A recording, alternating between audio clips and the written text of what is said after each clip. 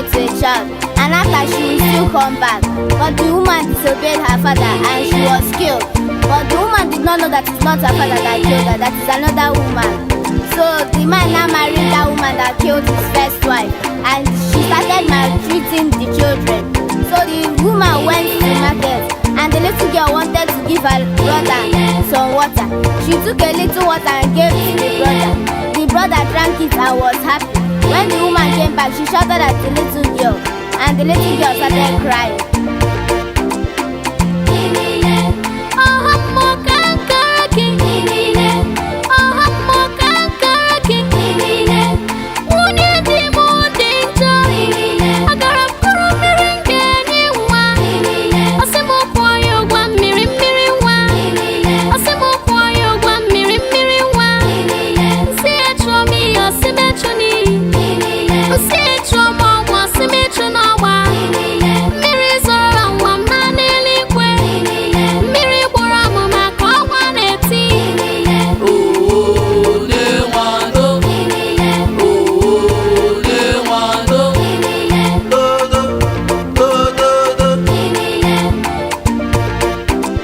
She sent the girl to go and fetch water in a very evil stream, and they were not supposed to fetch water on that day. The little girl went and she sang a song to the best-headed spirit, and the spirit allowed her. She sang that song till she reached the 10th-headed spirit.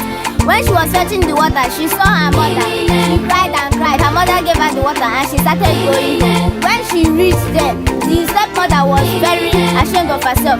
She thought that the little girl was going to die. So the little girl was not laughing at her.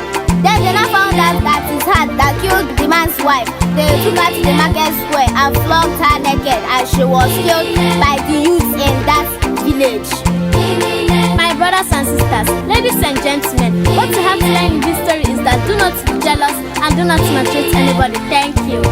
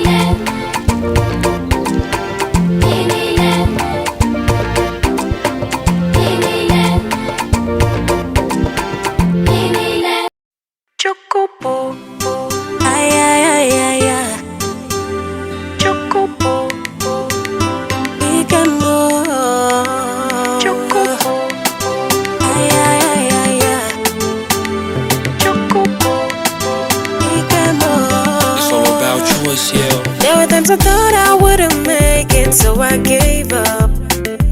So many ups and downs, and I didn't believe in myself.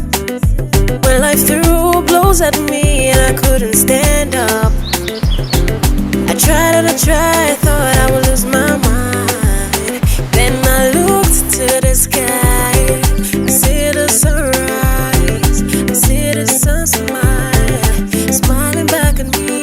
Oh, Chimo, inahayari pumo. Oh, ye nature domo, okuku nambi domo. Chogo puikemo, chogo puike, chogo puikemo, chogo puike. If you know that you way off all day. After all the bad things I do, you still know to forsake me. You love me the way that nobody can love me. Carry me all the way, always protect me. You never leave me alone, even when the whole world do. Then I looked to the sky, I see the sunrise, I see the sun smile, smiling back at me. Oh, Chimo, Chimo.